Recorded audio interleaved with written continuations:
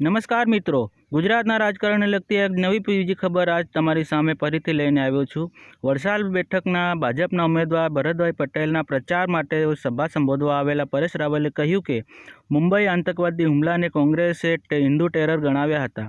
Surgical strike સમયે દેશની army પાસે સબૂત માંગ્યા હતા।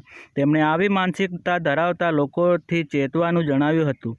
370ની કલમ, રામ મંદિરના કામો ભાજપે કર્યા છે। કાશ્મીરમાં 56,000 કરોડનું રોકાણ આવી રહ્યું છે। પરેશ રાવલે આમ આદમી પાર્ટી સામે પ્રહાર કરતા જણાવ્યું હતું કે બધું મફત આપવાની વાત કરનારી પાર્ટી કદાચ ભૂલી ગઈ છે કે આ ગુજરાત છે, જ્યાંના લોકો પથ્થર તોડીને પાણી કાઢવાની ત્રેવડ રાખે છે।